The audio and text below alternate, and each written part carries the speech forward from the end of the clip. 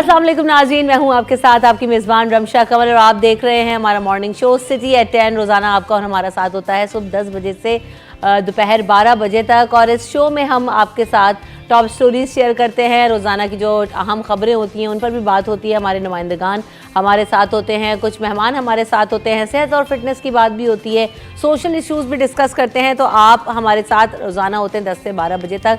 तो आज की सबसे पहले जो टॉप स्टोरीज़ हैं उनका जिक्र कर लेते हैं आपसे। सबसे पहले जो इश्यूज़ हमारे सामने आए हैं वो ये कि आज MQM पाकिस्तान और मुस्लिम लीग नून के माबैन एक अहम बैठक लगने जा रही है और MQM का जो वफ्द है वो मुस्लिम लीग नून हाउस का दौरा करेगा आज। तो अब देखना यह है कि जो दोनों जमातें हैं उनमें आइंदा आने वाले इंतखाबात में जो सियासी गहमा गहमी है, सियासी इत्तेहाद हो सकेगा नहीं हो सकेगा, इस पर मुशावरत की जाएगी। जो अहम क़यादत है वो मौजूद होगी और सीट एडजस्टमेंट के हवाले से, आम इंतखाबात के हवाले से आज की साहम मीटिंग के अंदर मुशावरत की जाएगी और बाकायदा तौर पर जो आइंदा की हिकमत अमली है उसका भी ऐलान किया जाएगा कि इधर जो है वो MQM नून लीग के साथ इत्तेहाद करती है, सीट एडजस्टमेंट किस तरीके से होगी, इन तमाम चीज़ों पर बात होगी। उसके अलावा जो दीगर कराची के इशूज़ हैं उन पर हमारी कड़ी नज़र होती है कि आखिरकार शहर कराची में हो क्या रहा है, शहर कायद में चल क्या रहा है और उनके जो मसाइल हैं उनके हल के तलाश के लिए हम आज यहाँ पर मौजूद होते हैं, बैठते हैं, उनको डिस्कस करते हैं।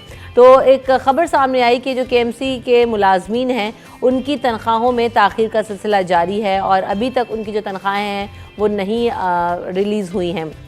और ये मामला ऐसा नहीं है कि पहली दफ़ा हो रहा है, कई दफ़ा ऐसा हो चुका है कि जो डिले सिस्टम है उसकी वजह से लोग तनख्वाहों की वजह से परेशान है। एक तरफ महंगाई का चैलेंज है, दूसरी तरफ जब तनख्वाहें लेट हो जाती हैं तो जो मुलाजमीन हैं वो परेशानी का शिकार हो जाते हैं। और ऐसे में अगर हम एक्सपेक्ट करें कि जो शहर में तमाम KMC के मुलाजमीन हैं वो अपनी ज़िम्मेदारियाँ भरपूर तरीके से अंजाम देंगे, उनसे शिकायतें करें तो फिर उनके पास भी आगे से जवाब होता है कि तनख्वाहें नहीं हैं, कम है। और जो ग्रेड्स का मसला है उन पर भी तमाम चीज़ों पर हम बात करेंगे। उसके अलावा शहर की जो सड़कों की सफाई का मामला है उस पर भी बात करेंगे कि क्या स्पेसिफिक एरियाज़ हैं जिनमें सिर्फ सफाई हो रही है या तमाम जो इलाके हैं उनमें उसी तरीके से सफाई होती है जैसे कि हम अहम शाहराहों पर या बड़े बड़े इलाकों में मुलाजमीन को सर्व करते हुए देखते हैं। तो क्या सिलसिला है, इन तमाम चीज़ों पर हम बात करेंगे। हमारे नुमाइंदगान हमारे साथ मौजूद हैं। सबसे पहले मेरे साथ मौजूद हैं आज़ाद नूरियो साहब, आप हमारे पॉलिटिकल रिपोर्टर हैं, senior. Welcome to the show Azad साहब। सिटी एट 10 में आके कैसा लग रहा है? सुबह सुबह उठ के आपको कैसा लग रहा है? बस ऐसे बुलावा हुआ तो आगे पहुंच गए और ग्रीन टी भी नसीब होगी। मुबारक हो आपको बहुत। आपसे मुलाकात होगी इस शो के ज़रिए।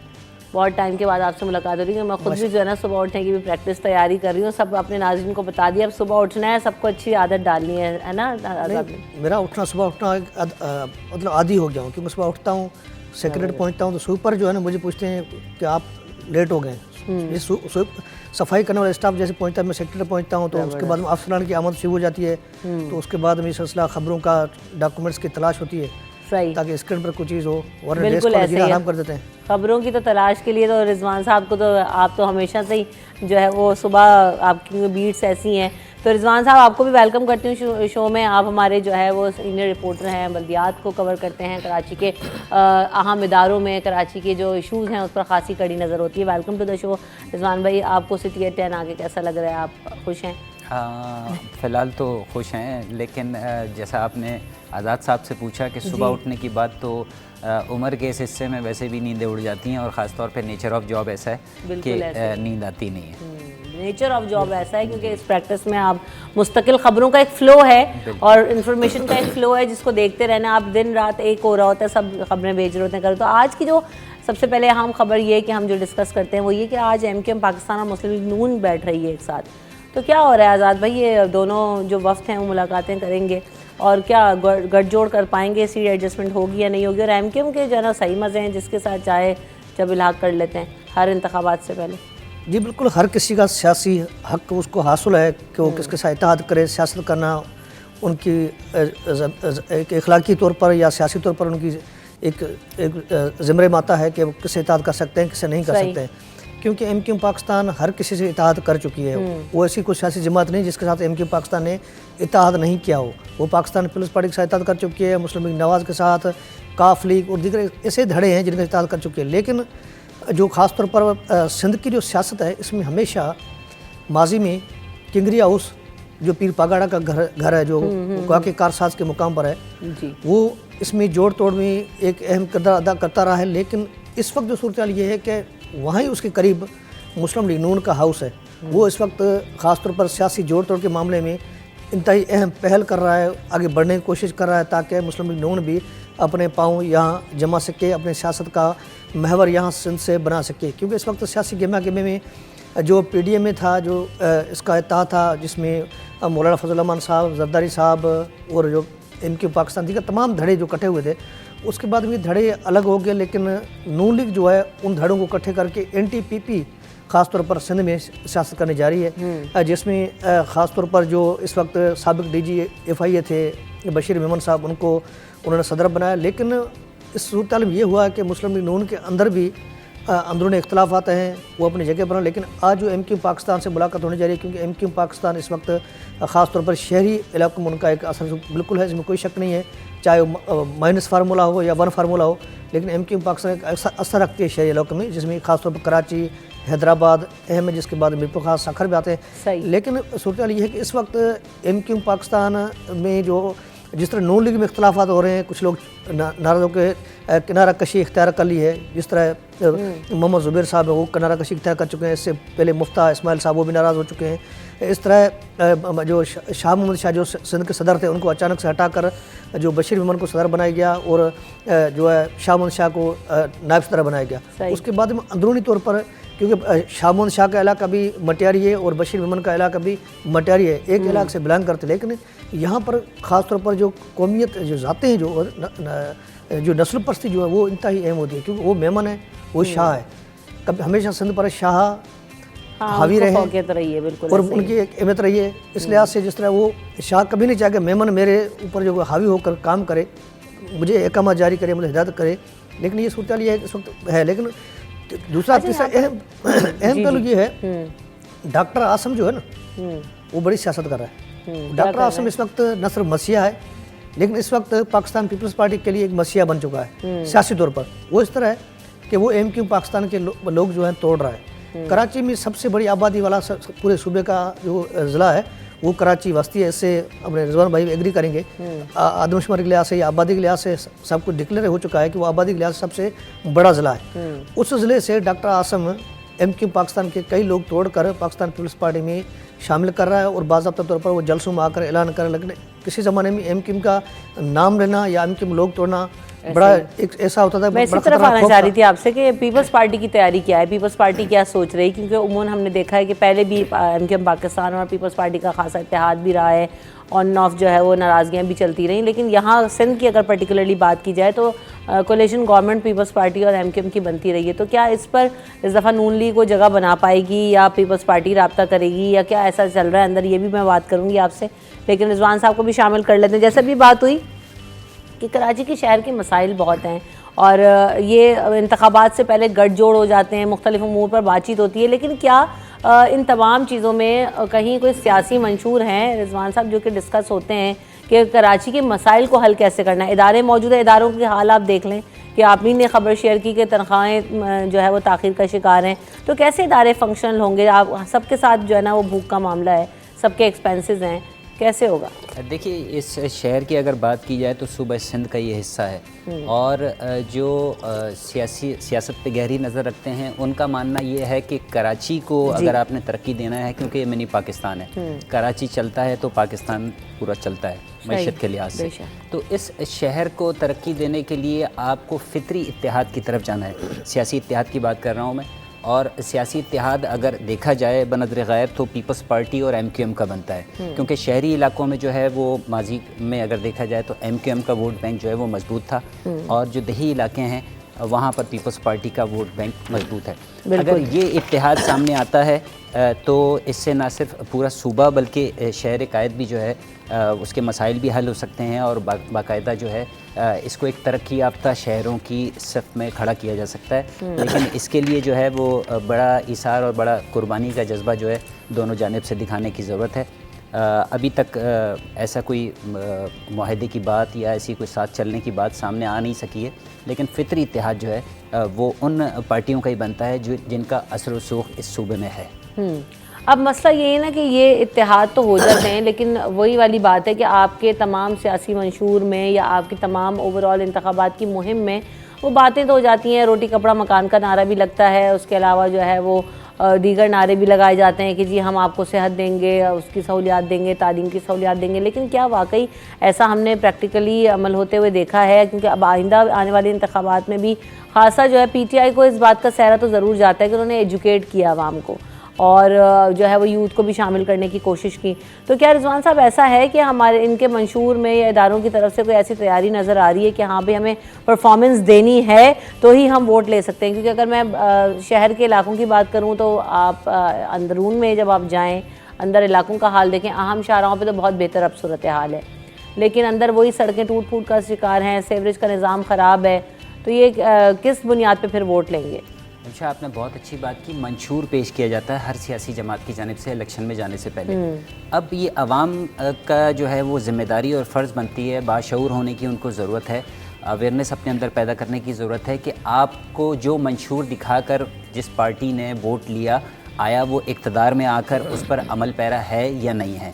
तो ये अवाम में जब तक शऊर बेदार नहीं होगा ये मामलात इसी तरह चलते रहेंगे। माजी की अगर आप बात कर रही हैं तो माजी में जो भी हमने देखा कि मुख्तलिफ़ सियासी जमातें जो कि वक्तन फ़वक्तन इक़्तिदार में आती रहीं, वो बड़े दिलफरेब उनके नारे होते थे इलेक्शन कैंपेन के दौरान, और मंशूर भी बहुत ज़बरदस्त किस्म के होते हैं कि शायद हम भी चाँद पर पहुँच जाएँ, लेकिन ऐसी सूरत हाल दिखाई नहीं दी। उसकी वजह ये है कि कौल व फ़ेल में तज़ाद, सियासतदान हो या उससे निचली सतह पे ब्यूरोक्रेसी हो, कौल व फ़ेल में तज़ाद बहुत ज़्यादा है, और इसका एहतसाब जो है वो अवाम ही कर सकती है, क्योंकि ताकत का सरचश्मा अवाम होती है। लेकिन बदकिस्मती से हम भी जो है वो वोट देने के बाद जो है तमाम मामलात को नज़रअंदाज कर देते हैं, तमाम एक्टिविटीज़ पर जो हमारे राइट्स हैं एक शहरी होने की हैसियत से, उसको हम यूटिलाइज़ नहीं करते, जिसके नतीजे में वो करप्ट अनासर वो सियासत में हों या इंतज़ामी मशीनरी में हों, उनको अपने एजेंडे को पाया तकमील पहुँचाने में बहुत हम जो है हेल्पफुल हो जाते हैं। बिल्कुल ऐसे ही है। आप कुछ कहना चाह रहे हो? क्या है, सियासी पार्टियों का जो मंशूर है ना, वो इसे एक पेपर की तरह है। जब इलेक्शन लड़ते हैं तो पेपर सामने रख कर ऐलान करते हैं हम ये कर देंगे, सिंध की ब्यूरोक्रेसी का सिस्टम ठीक कर देंगे, आवाम के लिए ये कर देंगे, रोटी कपड़ा और मकान होगा। लेकिन सच्ची बात ये है कि हो सकता है सियासी जमातें मेरे इस मौक़िफ़ से इख्तलाफ राय रखती हूँ, लेकिन मंशूर जो दिया था ना, मंशूर आवाम का एक मुआहदा किया था, बाकायदा एग्रीमेंट था आवाम के साथ, वो था शहीद जुल्फ़िकार अली भुट्टो का। उसके बाद में ये मंशूर जो है कागज़ का टुकड़ा बन के रह गया। जो पार्टी आई, हुकूमत बन गई, उन्होंने क्या किया, ये इस डॉक्यूमेंट्स को उठाकर रद्दी की टोकरी हवाले कर दी या फाइल में दबा कर रख दिया। मैंने इस कागज़ को यहाँ रख दिया। उसके बाद में ये क्या, भुट्टो ने एटम बम भुट्टो से पहले नहीं था, आलमी जो ममालिक हैं उनके साथ ताल्लुकात भुट्टो से पहले किसी के साथ नहीं थे। भुट्टो ने अवाम के अंदर आकर उसने अपना एक धाका जमाया। उसके बाद जितनी सियासी जमातें हो, चाहे पाकिस्तान पीपल्स पार्टी हो, मुस्लिम लीग नून हो या कोई भी, शख्सी तौर पर मैदान में आए, मैदानों ने मारा है, इलेक्शन जीते हैं, हुकूमतें बनाई है, सब कुछ किया है, लेकिन अवाम की खातर किसी ने कुछ जो किया हो, अवाम के अंदर जाकर उन्होंने अपना धाका जमाया हो, अवाम के अंदर जाकर अपनी मकबूल जो है की हो, या कुछ मामला इस तरह जिस तरह अवाम चाहे कि भाई इस शख्स ने हमारी खातर ये किया, वो आज तक कोई कहने को तैयार नहीं है। हर किसी वज़ीर को, हर किसी जो ब्यूरोक्रेट को यहाँ पर करप्ट कहते हैं, इल्ज़ाम लगाते हैं, इल्ज़ामों की बारिश होती है। लेकिन मामला ये है कि अवाम के साथ, अवाम के जो इशू है वो बुनियादी इशू है। मसला ये है कि अवाम का एतमाद नहीं है। हमारे जो स्टेक होल्डर्स हैं, चाहे वो पॉलिटिकल एंटिटीज़ हों, जमातें हों, हमारे नुमाइंदगान हों, मिनिस्टर्स हों, और उसकी वजह यही है कि डिलीवरी नहीं है, क्योंकि अवाम को अब एतमाद नहीं है। तो अब मैं इस तरफ भी आऊँगी कि ये जो हमने वोट बैंक का जिक्र किया कि सिंध की अगर बात की जाए तो पीपल्स पार्टी का खासा वोट बैंक, MQM का खासा वोट बैंक, ऐसे में नून लीग किस तरह से अपनी जगह बनाएगी? एक तो ये सवाल, और दूसरी बात ये कि अभी जो है वो बल्दियाती इंतखाबात भी हुए, तो कैसा एटीट्यूड नज़र आया अवाम का? क्या सीरियस हैं? क्योंकि लोग अब कहते हैं वोट दो या ना दो, हमारे मसाइल तो जूं के तूं रहेंगे। रिजवान साहब, तो अब क्या रुझान है? नहीं, जनरल इलेक्शन में तो फिर भी ज़ोर तोड़ लगा के जो है ना लोग निकल ही आते हैं, किसी भी तरीके से उनको लाया जाए, लेकिन क्या रुझान क्या है वैसे आवाम के अंदर इस वक्त? देखिए, इसका जवाब तो इलेक्शन कमीशन की जो प्रेस रिलीज आती रहती हैं उससे ही वाजे हो जाता है कि वो बार बार जो है वो आवाम से ये मुतालबा कर रहे हैं कि वो अपना हक़ राय इस्तेमाल करें, और इसके लिए बाकायदा जो है उनकी जानिब से मुख्तलिफ सेमिनार भी किए जा रहे हैं, तकारीब की जा रही हैं, स्कूल कॉलेजेस में तक जो है वो पहुँच चुके हैं। बिल्कुल आपने सही कहा कि इतना धोखा खा चुकी है ये कौम के अब आवाम जो है वो बदज़न हो चुके हैं तमाम लफाजियों से भी और तमाम हुकूमतों से भी, लेकिन चूँकि ज़िंदगी को रवां तो रखना है, मामलात को आगे बढ़ाना है, इसलिए आवाम जो है अब ऐसे लोगों को जो है वो सेलेक्ट करने की कोशिश कर रही है या उनके जहनों में ये है जो कि पुराने चेहरे ना हों। अब आवाम का जो माइंडसेट है वो नए चेहरे चाहते हैं, ख़ास तौर पे यूथ पे। जिस तरह आपने बात की कि यूथ जो है हमारी काफ़ी जो है वो एक्टिव हो चुकी है इस सिलसिले में, तो आप नौजवान नस्ल से अगर ये सवाल करें, हम अक्सर जो है राय लेने की कोशिश करते हैं आवाम की, तो वो मायूस दिखाई देते हैं इन पुराने सियासतदानों से। उनका कहना ये है कि 2-2, 3-3, 4-4 मरतबा जो है इनको मौका फ़राहम किया आवाम ने, लेकिन ये आवाम को डिलीवर नहीं कर सके। और जैसा कि आज़ाद नूरी साहब ने कहा कि मंशूर जो है उसमें वो आखिर में समोसा लपेटने के काम आता है वो पेपर।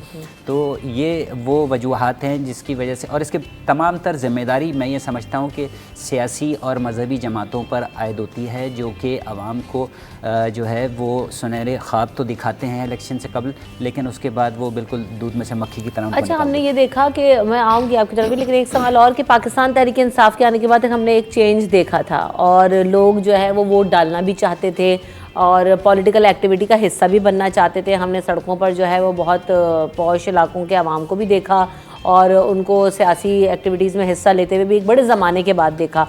तो क्या वो चीज़ जो है वो अब सप्रेस हो गई, क्योंकि खान साहब की गवर्नमेंट आने के बाद एक बड़ा लोगों के अंदर ये नेगेटिव चीज़ आई है, सोच आई है कि जनाब अगर हम वोट दे भी देंगे तो इस मुल्क में जो चाहेगा, जैसे चाहेगा, जब चाहेगा, जिसको डीसीट करा दिया जाएगा, जोड़ तोड़ करा लिए जाएंगे और आवाम का जो मंशूर है उसे उठा के, या आवाम का जो मैंडेट है उसको उठा के साइड में कर दिया जाएगा। तो इसकी वजह से भी क्या जो वोट बैंक है वो मुतासर हुआ, लोगों का ये रुझान कम हुआ है? रिजवान साहब भी आप वैसा ही है?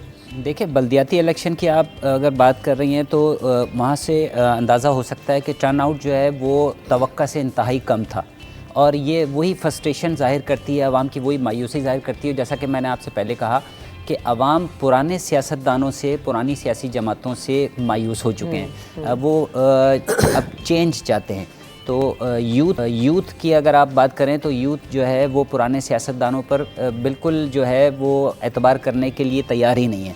वो कहते हैं कि नए लोग आएँ, नए चेहरे आएँ, नई जिद्दत आए ताकि नई राहें खुलें। और ये अभी देख रहे हैं, अगर बल्दियाती इंतखाबात में आप हिस्सा लेने को तैयार नहीं है, वो तो वो लोगों को नॉमिनेट करता है जो आपके गली मोहल्ले से होते हैं, जो आपको जवाब दें हैं, जो आपको नज़र भी शायद आ जाएं, वैसे तो वो भी गायब ही हो जाते हैं, लेकिन फिर भी कहीं ना कहीं कौंसिल लेवल पर, यूसी लेवल पर आप उनसे मिलते हैं, इंटरेक्ट करते हैं, लेकिन तब भी लोगों को जो है ना कोई इंटरेस्ट नहीं है। तो ये एक बड़ा मुझे ड्रॉबैक नज़र आ रहा है इस वक्त। हाँ, इसकी वजह है, इसकी वजह जो है वो कोई 2-3 सालों की कहानी नहीं है, ये 2-3 दहाइयों की कहानी है।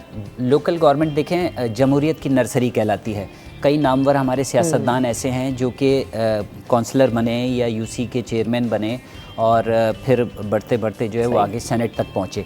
तो जमहूरियत की नर्सरी है, इसको तो बहुत ज़्यादा जो है इसकी देखभाल करने की ज़रूरत है। जो आइन का आर्टिकल है 140A, उस पे इम्प्लीमेंट अगर भरपूर अंदाज में कर दिया जाए तो मैं ये समझता हूँ कि ये जो मेगा सिटी है इसके मसाइल, जो अवामी मसाइल हैं, अगर बल्दियाती इदारों को मजबूत बना दिया जाए तो 60 से 70% अवामी मसाइल का ख़ात्मा जो है वो बआसानी किया जा सकता है। और माजी में ऐसी मिसाल मौजूद है जब बल्दियाती इदारे बाइख्तियार हुआ करते थे, इंतज़ामी लिहाज से भी और माली लिहाज से भी। तो इस शहर को हमने साफ़ सुथरा भी देखा, इस शहर में हमने जो है डेवलपमेंट के वर्क भी होते हुए देखे, और इस शहर में हमने आवाम की जो शिकायत का रेशू है वो इंतहाई कम देखा।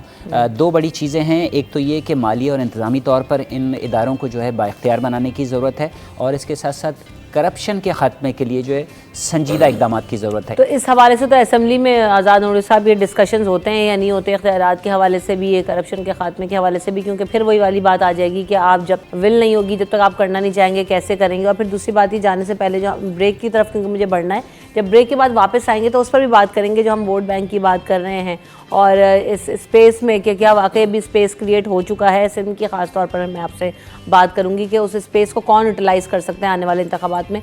ब्रेक के बाद इस पर बात करेंगे। स्टे ट्यून्ड विद अस।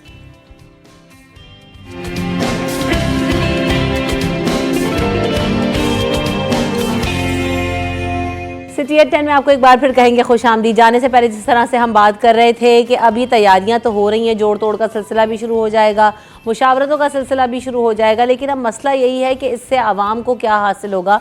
और आज़ाद साहब, जैसे हम जाने से पहले बात कर रहे थे कि क्या नून लीग के पास वो इस वक्त सिंध में वो स्पेस मौजूद है, वो उसको ऑक्यूपाई कर पाएंगे? क्या वाकई इतनी जगह बन गई? क्योंकि पहले आके पाकिस्तान तहरीक इंसाफ ने वो स्पेस ऑक्यूपाई कर ली थी, लेकिन अभी फिर एक वो गैप नज़र आ रहा है। दूसरी तरफ ये कि जो रिजवान भाई बात कर रहे थे कि न्यू फेसेस की ज़रूरत है, तो एक फ़ेस जो है वो पीटीआई लेकर आई, नया फेस, और अब जो बिलावल साहब आए हैं तो वो भी एक नया फेस है आवाम के लिए, और बड़ा उम्मीद उनकी तरफ से भी की जा रही है कि वो जिस तरह की बातें कर रहे हैं, जिस तरह से पॉलिटिकल एक्टिविटी को अब लेके चल रहे हैं, ख़ास से पढ़े लिखे हैं, तो क्या वो फेस साबित हो सकेंगे सिंध के लिए और पाकिस्तान के लिए? दर हकीकत ये है कि मुस्लिम लीग नवाज़ के वोट तो यहाँ सिंध में है, क्योंकि मुख्तलिफ ऐसी जमातें जिनका ताल्लुक पंजाब से है, जिसमें जट, बाजवा, गुजर, आरई यहाँ पर मौजूद है। एक मिसाल ये है कि एक ज़माने में एक इलेक्शन हुआ था जिसमें 3 उम्मीदवार बद मुकाबल थे, सही, जिसमें एक मुस्लिम लीग नून का था मरहूम पीर नूर मुंशी जिलानी, पाकिस्तान पीपल्स पार्टी का था मीर मुनवर तालपुर जो आसफ जरदारी का जो है बहनोई भी है, और वो भी था। उसके अलावा साबिक वज़ीर आज़म मोहम्मद खान जुनेजो का बेटा असद जुनेजो जो मुस्लिम लीग नवाज़ का सेनेटर रहा है। ये 3 उम्मीदवार थे, फंक्शन लीग, नून लीग और पाकिस्तान पीपल्स पार्टी। हुआ ये कि रात के वक्त में, उस वक्त ये इलेक्ट्रॉनिक मीडिया नहीं था, सोशल मीडिया नहीं थी, फेसबुक नहीं था, ट्विटर नहीं था, पीटीवी सिर्फ पीटीवी था, तो मुस्लिम लीग नवाज़ ने रात की तारीखी में जो है इत्तेहाद कर दिया मुस्लिम लीग फंक्शनल से। दूसरे दिन जो है सुबह इलेक्शन हुए, पोलिंग पर उनके पोलिंग एजेंट नहीं थे, लेकिन मुस्लिम लीग नून का उम्मीदवार पाकिस्तान पीपल्स पार्टी और मुस्लिम लीग फंक्शनल जो नवाज़ लीग की हिमायत याफ्ता जमात थी, उसको शिकस्त देकर जो है मुस्लिम लीग नून का एमएनए जीत कर बम में पहुँच गया। वो था पीर नूर मुंशी जिलानी, जिसका बेटा इस वक्त पाकिस्तान पीपल्स पार्टी में है, एमएनए भी रहा है अपना पीर अमीर अली शाह जिलानी। लेकिन उस वक्त क्या हुआ कि एक ही इलाके से, जिस वो है कुंडरी, जहाँ पर जो उमरकोट ज़िले वाक़ई है, वहाँ से मुस्लिम लीग नून को सबसे ज़्यादा वोट कास्ट हुए, जिसमें जट, बाजवा, गुजर, आरई उन्होंने वोट कास्ट किया, मुस्लिम लीग नून का उम्मीदवार जीत गया। इस तरह नवाब शाह में मुस्लिम लीग नून का वोट इन बरादरी का बिल्कुल है। सांगड़ में है, सांगड़ में कई चक्के से हैं जहाँ पर, नवाब शाह में कई चक्के से हैं जहाँ पर मुस्लिम लीग नून का वोट बिल्कुल है। लेकिन मसला ये, मुस्लिम लीग नून जहाँ पर सिंध में एक गैर फाल जमात रही है, जिस तरह ये है ना, ये एक बच्चा आ रही हूँ कि ये जो आप बात कर रहे हैं आरई, जट, फलाना, तो मतलब ये अभी तक, और फिर शाह और फिर आपने दीगर मेमन, ये सब आप जब जिस तरह से जिक्र कर रहे हैं, बात तो वही है कि अभी भी हमारे यहाँ जो वोट है वो लसानियत पे ही कास्ट हो रहा है, अभी भी डिलीवरी पे, परफॉर्मेंस पे वोट कास्ट नहीं हो रहा, क्योंकि आपने अभी खुद भी कहा कि देखें इनकी कोई परफॉर्मेंस नहीं है, और नून लीग की वाकई सिंध में कोई ऐसा अभी इस तरह है ना, इस तरह है जिस तरह एक बच्चा जो है ना पूरा साल स्कूल नहीं जाए, जब पेपर हो तो देने के लिए स्कूल जाए या सेंटर जाए पेपर देने के लिए, वो कैसे पास होगा? या नकुल करेगा ना?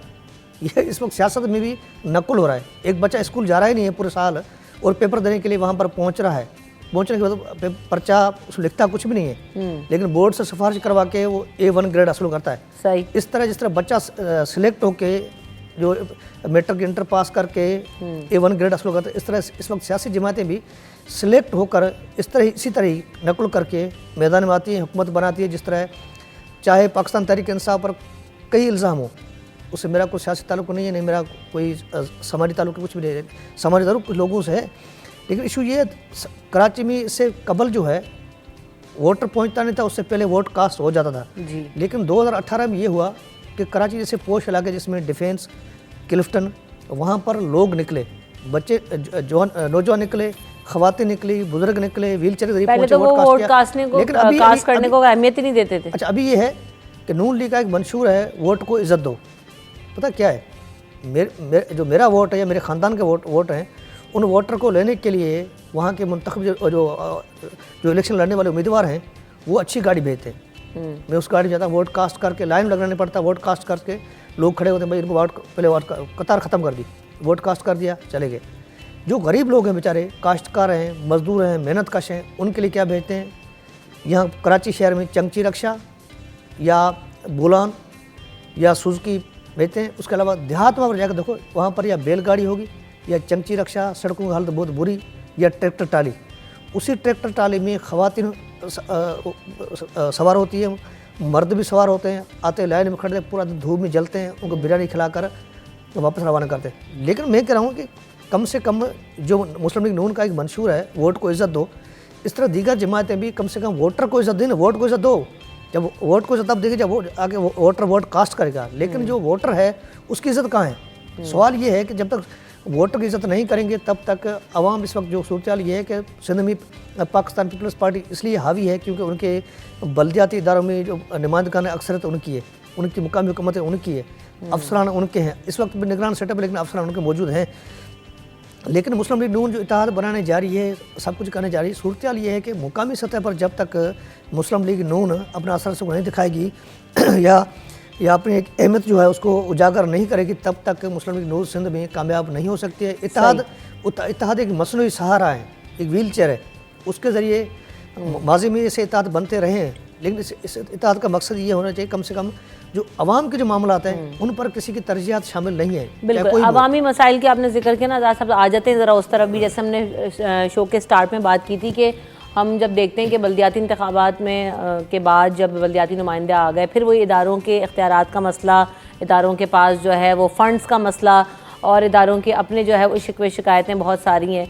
तो इन सब के बावजूद इदारे मौजूद हैं लेकिन वो काम नहीं कर पा रहे। क्या वजह है इसकी रिजवान साहब कि वो नहीं डिलीवर कर पाते हैं? और फिर दूसरी तरफ ये कि मैं ये देख रही हूँ खासा कि शहर भर में जो सड़कों की सूरत हाल है वो अभी तक इंतहाई अबतर है। उसके अलावा कचरा जो है वो शहर कराची का एक बड़ा मसला है।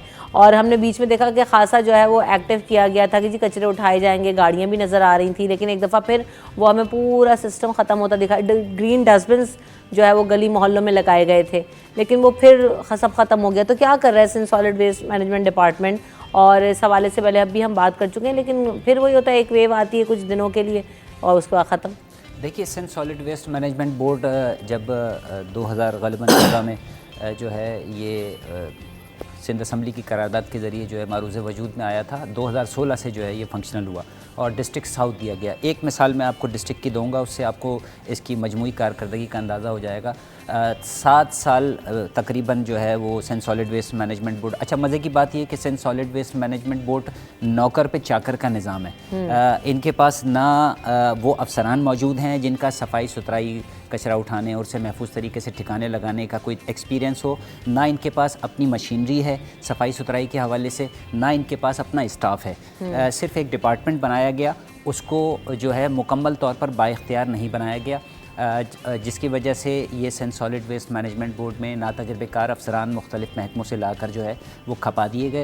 इसका मतलब है कि ये अपने लोगों को यहाँ पर लाने के लिए आपने एक डिपार्टमेंट बना लिया, जब आपके पास प्लान ही नहीं था कि आपके पास मशीनरी होगी या आपके पास जो है वो काम करने का तरीका कार क्या होगा, तो बस लोग आ रहे हैं और तनख्वाहें ले रहे हैं। बिल्कुल, आपने बिल्कुल सही कहा। कुछ ऐसे ही जो है वो इल्ज़ामात सामने आते हैं मुख्तलिफ हलकों से, वो ये कि ये एक ऐसा डिपार्टमेंट बनाया गया जिसमें मनपसंद अफसरान को लाकर खपाया गया। उसके बाद Sindh solid waste management board ने जो है वो निजी गैर मुल्की कंपनियों का सहारा लिया, उनसे एग्रीमेंट किए। डिस्ट्रिक्ट साउथ में 7 साल का जो एग्रीमेंट हुआ, बुनियादी मकसद जो है Sindh solid waste management board के क़याम का ये था कि door to door garbage collection होगी। जब आपके घर से कचरा जो है वो ले लिया जाएगा तो आप उसे सड़क पे फेंकने में, कचरा कुंडी में फेंकने में या इर्द गिर्द फैलाने के काबिल नहीं रहेंगे, क्योंकि आपके पास कचरा ही मौजूद नहीं होगा। लेकिन बदकिस्मती से सिर्फ डिस्ट्रिक्ट साउथ की मैं आपको मिसाल दूं कि 7 साल के दौरान 20% भी DDS जो है वो शुरू नहीं हो सकी। 18 अरब रुपए जो है इस दौरान अदायगियाँ की गई हैं 7 साल के दौरान।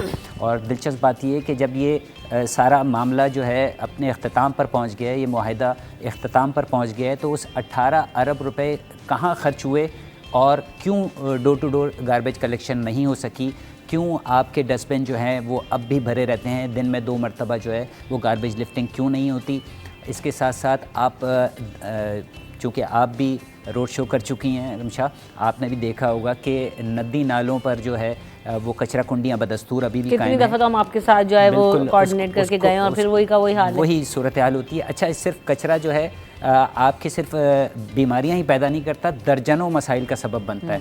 आपके जितने नाले हैं जहाँ पे आप सालाना जो है वो करोड़ों रुपए उनके नालों की सफाई पर खर्च होते हैं, उन नालों के भरने की बुनियादी वजह ही ये कचरा है। कोरंगी में आप चले जाएं, मज़ाफ़ाती जितने भी डिस्ट्रिक्ट हैं, कीमाड़ी में चले जाएं, आपको वहाँ पे जितने भी सेवरेज नाले होंगे, बरसाती नाले होंगे, उनमें आपको कचरा दिखाई देगा, उनके साथ कचरा कुंडियाँ मौजूद हैं जहाँ पे किसी किस्म का जो है वो कोई काम जो है Sindh solid waste management board 12 अब आप भी देख रहे हैं गुज्जर नाले की सफाई का काम हुआ, उसके बाद फिर वो बिल्कुल उसमें तो वो कचरा थोड़े है। अरसे तो मंजूर कॉलोनी इफेक्टिव रहा, नाला देख लें आप, लेकिन मंजूर उसकी कॉलोनी भी देख लें आप, ये मलीर वाला जो है वो नाला देख लें आप, उसकी औरंगी तमाम नाला अभी पूरी अंडर सूरत हाल कंस्ट्रक्शन खराब। है, लेकिन आप जिस जगह पे उसकी तामीरात हो चुकी हैं वहाँ जाकर आप देखें तो आपको उसमें पानी तो गालिबन नज़र ही नहीं आएगा, कचरा ही है उसमें कचरा ही कचरा नज़र आएगा। तो ये वो वजूहात हैं जिस पर फौरी तौर पर तवज्जो देने की ज़रूरत है। Sindh solid waste management board को जो है अहल अफसरान की ये ज़रूरत है। अकाउंटेबल किसको हैं, ये जवाबदेह किसको हैं? महकमा बल्दियात को, लोकल गवर्नमेंट, अच्छा लोकल गवर्नमेंट डिपार्टमेंट जो है वो जिसकी लाठी उसके भैंस के हिसाब से जो है वो मामला चला रहा है सारा। कई ऐसे मुज़िका खेज़ लेटर सामने आ चुके हैं, हमारे आज़ाद नूरी साहब अक्सर देते भी रहते हैं इस किस्म की खबरें कि एक अफसर को आप जो है वो अगर 1 महीने पहले 14 ग्रेड का करार दे रहे थे तो 1 महीने के बाद उसको 19 ग्रेड का जाहिर कर देते हैं। कैसे हो कोई जाता है चेक ये एंड सब? बैलेंस नहीं है, कोई अफसरान की गैर कानूनी तकर्रियाँ और शुतर बमहार जो अपॉइंटमेंट हुए हैं, इस पर सियासी जमातें सबसे ज़्यादा इन्वॉल्व है। सियासी जमातों ने अपने कारकुनान को नवाजने के लिए कराची के बल्दियाती इदारों को कुर्बानी का बकरा बनाया, बेतहाशा भर्तियां कर दी, जिसकी वजह से जो सारा निज़ाम है वो दरम बरम होकर रह गया। बल्दियाती कवानीन जो हैं वो ये कहते हैं कि आपका जो आपको फ़ंड मिलता है उस फंड का 30% आपने जो है डेवलपमेंट वर्क पे खर्च करना है और 30% जो है आपका इंतज़ामी अमूर पर खर्च होगा। लेकिन इस वक्त जो सूरत हाल है वो ये है कि 90 से 95% जो है वो इंतज़ामी अमूर पर ही खर्च हो रहा है और आवाम को डिलीवर करने के लिए कुछ नहीं है। यही वो वजह है कि शहर में जो है सड़कें भी टूटी हुई हैं, शहर में कचरे का निज़ाम भी दरम बरम है, शहर के बरसाती नाले जो है वो तबाह हाल हैं, स्ट्रीट लाइट्स का निज़ाम मौसर नहीं है क्योंकि फ़ंड्स दस्तयाब नहीं है। इस वक्त सूरत हाल ऐसी हो गई है कि आप जो बल्दियाती मुलाजमीन हैं उनको सहूलियात तो देना बहुत दूर की बात, जो उनका हक है तनख्वाहें टाइम पे नहीं दे रहे, टाइम तो पे नहीं हाँ। मिल रही, एक 2-2 महीने लेट हो रहे हैं। नहीं तो ये बाकायदा मुजाहिरे हो रहे 30% डेवलपमेंट पे लगना है, 30% जो है वो इंतजामी उमूर पे लगना है, वो भी हमें लगता हुआ नज़र नहीं आ रहा। उसके अलावा भी इदारों में जो है वो तनख्वाहें भी डिले का शिकार हैं, ये सारे मामलात भी ख़राब हैं। तो ये अब जैसे कि अभी रिजवान भाई ने भी कहा कि ये इस तरह से तो बेहतर नहीं होगा और फिर सियासी जमातें अपनी मनपसंद भर्तियां करती हैं और ग्रेड्स कैसे ऐसे बढ़ जाते हैं, क्या निज़ाम है ये? वैसे तो आप किसी क्योंकि मेरी वालदा भी जो है वो स्कूल टीचर रही हैं, गवर्नमेंट स्कूल टीचर, तो मैं थोड़ा बहुत उनसे ना मुझे पता लगता रहता है कि एक उनका अपग्रेडेशन के लिए अगर उनका नॉर्मली ईयर्स के हिसाब से अपग्रेड भी होना है तो वो इतना परेशान करते हैं, एक प्रोसेस में डालते हैं, आज निकल सालों लगा देते हैं। मतलब आप टीचर्स को या स्कूल्स में मैंने ये जो प्रोसेस देखा है, ये यहाँ कैसे फ़ौरन चुटकियों में मामला हो जाते हैं कि आज जो है 14वें ग्रेड में बैठे, 2 महीने बाद 19वें ग्रेड में बैठे। सच्ची बात है, लेकिन है रसवाई की। मामला ये है कि सिंध का वाहिद महकमा है बल्दियात, जो ख़ास तौर पर आवाम से जुड़ा हुआ है। मुकामी सतह पर मामलात हल करना, मुकामी लोगों के मसाइल हल करना इस महकमे की ज़िम्मेदारी है, जिसमें ख़ास तौर पर सफाई, पानी की फराहमी, ये मामला जो है इस महकमे के मातहत हैं। लेकिन ये वाहिद महकमा है जो जिस महकमे का जो माली उमूर जो है ना, माली उमूर, तमाम महकमों के माली उमूर अकाउंटेंट जनरल ऑफ सिंध यानी AG सिंध के ऑफिस से जुड़े हुए हैं ऑनलाइन सिस्टम में। इस महकमे का जो बजट है वो बजट महकमे को मिलता है, लेकिन महकमा पूरा बजट जो है करप्शन में नज़र करता है। इसमें सूरत हाल ये है कि AG सिंध के पास इस महकमे का कोई रिकॉर्ड ही नहीं है।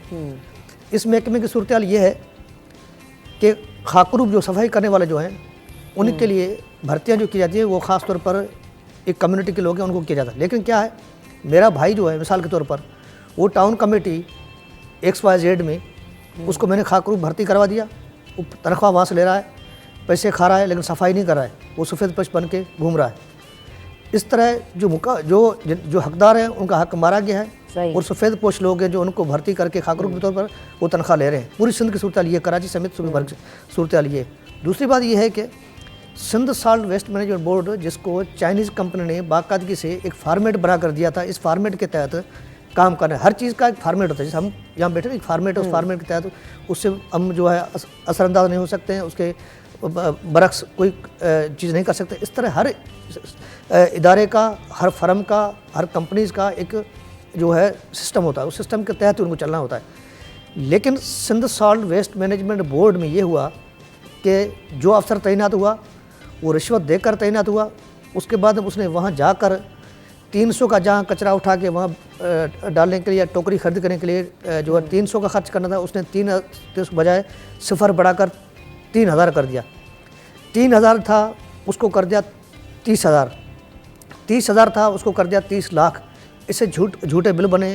ख़ास तौर पर जितने भी यहाँ पर जो MD रहे हैं, जिसमें मेरे अच्छे खासे अफसर जानने वाले, जिसमें ज़ुबैर परवेज़ हो, ख़ास तौर पर इस वक्त जो इससे कबल जो MD था अपना इम्तियाज़ अली शाह साहब, उन्होंने क्या किया, इस इदारे में ख़ास तौर पर ऐसे लोग कांटेक्ट पर रखे जो हमारे मीडिया से जुड़े हुए थे, उनको नवाजा, उनकी जो एंटी मुखालफत थी उसे बंद की। उसने इस इदारे का बेड़ा गर्क किया, जिसके बाद निगरान सेटअप आया उसको हटाया। इससे कबल जो महकमा खेल का सेक्रेटरी अरसा दराज तक रहा, उन्होंने महकमा खेल का बेड़ा गर्क किया। अब ये है कि जब तक इस महकमे का मेकनिज़म जो ख़ास तौर पर जब तक एजीएसएन से नहीं जुड़ेगा तब तक कुछ नहीं होगा। क्योंकि इस महकमे की सूरत हाल ये है कि एक नोटिफिकेशन जारी हुआ जिसमें मुझे किसी शख्स ने व्हाट्सअप किया और उसने फेसबुक पर रखा कि आज़ाद नोडियो जो है उसको एडमिनिस्ट्रेटर फलानी टाउन कमेटी का तैनात करिएगा, मुबारकबाद पेश करते। मैंने वो देखा, मैं परेशान हो गया। जैली लोग जो सरकारी मुलाजिम नहीं थे, रिजवान भाई से एग्री कर, जो सरकारी मुलाजिम ही नहीं थे उनको एडमिनिस्ट्रेटर तैनात कर दिया गया। जो वहाँ गए उनको माली इख्तियार मिल गए। उन्होंने पूरा जो क्वार्टर, हर महकमे का क्वार्टरली बजट होता है, 3 महीने के बाद में हर महकमे को बजट रिलीज़ होता है महकमा ख़जाना की जानब से, जो एक बजट का हिस्सा है। वो क्या करते हैं, पूरा बजट जो है सिर्फ डॉक्यूमेंट्स में दिखा के पूरा बजट खा जाते हैं, बिल निकलवा के, झूठे बिल।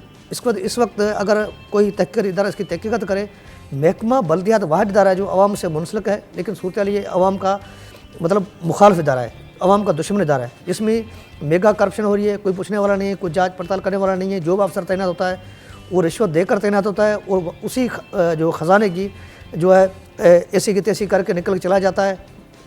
कई दिनों के अंदर वो करोड़पति बन जाता है, उनके पास गाड़ी आ जाती है। ड्यूरिंग द रोड शोज हमने यही देखा कि जब भी मैंने उनसे सवाल किया कि क्यों आप नहीं करते, आप कर सकते हैं, और चलें ठीक है, मैं कहती हूँ आप कराची इतना बड़ा सिटी है, आप एक साथ सब कुछ नहीं ठीक करते, लेकिन किसी इलाके में कहीं तो जाके निशानदेही के बावजूद भी अगर वो सूरत हाल भी बेहतर नज़र आना शुरू हो जाए तो हम कहेंगे ठीक है, वो आपने वही आपकी वाली बात कि आपने कुछ % तो लगाया, कुछ इनपुट तो दिया, लेकिन कहीं कुछ लगता हुआ नज़र नहीं आता।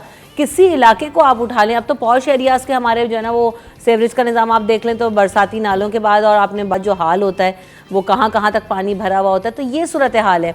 तो ये जवाब देना तो बहुत आसान है कि जी इख्तियारात नहीं है, फ़ंड्स नहीं है, लेकिन जैसे आज़ाद साहब कह रहे हैं कि जी हर क्वार्टरली वो फ़ंड्स भी रिलीज़ हो रहे हैं, इख्तियारात भी मौजूद हैं, लेकिन मुझे ऐसा लगता है कि विल ही नहीं है, काम ही नहीं करना। वो आपने नाहल लोगों को लाके बिठाया हुआ है और बस वो अपना जो है वो पैसे ले रहे हैं और घर जा रहे हैं। अच्छा रमशा, आपकी सवाल का जवाब मैं बाद में दूंगा, पहले मुबारकबाद देने के एडमिनिस्ट्रेटर लग गए हैं, वो चार्ज संभालें ना संभालें ये इनकी मर्ज़ी है। अच्छा देखें, अब आपने हल की बात की है तो हल बिल्कुल आज़ाद साहब ने बिल्कुल जो कहा है 16 आने सच कहा है, ऐसा ही हो रहा है। और बदकिस्मती से इस वक्त बल्दियाती इदारों में सूरत हाल ये हो गई है कि अफसरान ज़्यादा हैं और मुलाजमीन कम हैं। इतनी तेज़ी से हमने तरक्कियाँ देखी हैं कि यानी कि 2 ग्रेड का या 1 ग्रेड का जो माली भर्ती हुआ वो इतनी तेज़ी से 19 ग्रेड में पहुंच गया कि बस पलक झपकने वाली मिसाल जो है वो सामने आती है और कोई चेक एंड बैलेंस नहीं है। और इतने बरमला वो बीइंग जर्नलिस्ट अगर हम उनसे कोई सवाल करते हैं तो वो इतने नडर अंदाज में जो है वो एक जुमला कह देते हैं कि आपके जो समझ में आता है आप खबर लगा दें, हर जगह जो है वो नोट चलते हैं, नोट देंगे और हमारी इंक्वायरी। और हमने देखा अच्छा। ऐसी कई इंक्वायरियाँ शुरू की गई और जिनका बाद में पता ही नहीं चला, कोई रिजल्ट ही सामने नहीं आया। आज़ाद साहब ज़्यादा बेहतर जवाब देंगे कि एंटी करप्शन में कितनी ऐसी इंक्वायरियाँ पेंडिंग में हैं। इसके अलावा दूसरी चीज़ ये है कि बिल्कुल ऐसा हुआ कि खाकरोब जो है उस पर नॉन मुस्लिम को अपॉइंट किया जाता है। डिस्ट्रिक्ट सेंट्रल का ही मैं आपको हवाला दे दूँ, न्यू कराची टाउन में 200-250 जो है मुस्लिम अफराद जो है उस पर भर्ती कर लिए गए। कहाँ थी इंतज़ामिया, कहाँ था लोकल गवर्नमेंट डिपार्टमेंट, किसी ने कोई चेक एंड बैलेंस नहीं, कोई पूछ गुछ नहीं हुई, ना उनको फारिग किया गया। अब सूरत हाल ये है कि वो जो खाकरोब भर्ती हुए थे वो खिदमात फराहम नहीं कर रहे हैं सड़कों पर, जिसकी वजह से सेवरेज का निज़ाम भी दरम बरम हो रहा है, जिसकी वजह से सफाई सुथराई का निज़ाम ले रहे हैं। बिल्कुल सैलरियाँ ले रहे हैं और उसके बाद मुनफत बख्श दीगर डिपार्टमेंट में उन्होंने जो है वो पोस्टिंग भी हासिल कर ली हैं और इस वक्त वो बाबू बने घूम रहे होते हैं। तो कहने का मकसद ये है कि बड़े पैमाने पर बिगाड़ है और बड़े पैमाने पर गैर जानिबदाराना तहकीकात की ज़रूरत है।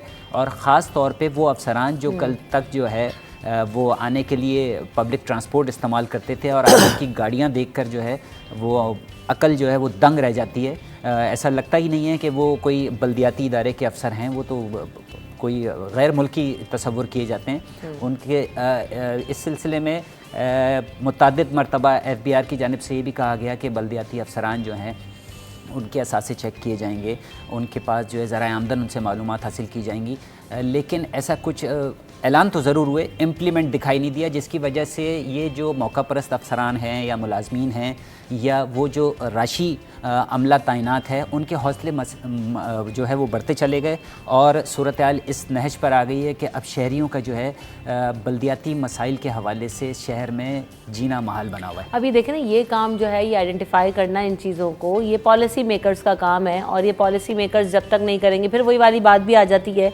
कि वो खुद इसमें कहीं ना कहीं पॉलिटिकल एंटिटी का हिस्सा होने की वजह से, जमात का हिस्सा होने की वजह से वो भी इसमें शामिल हो जाते हैं।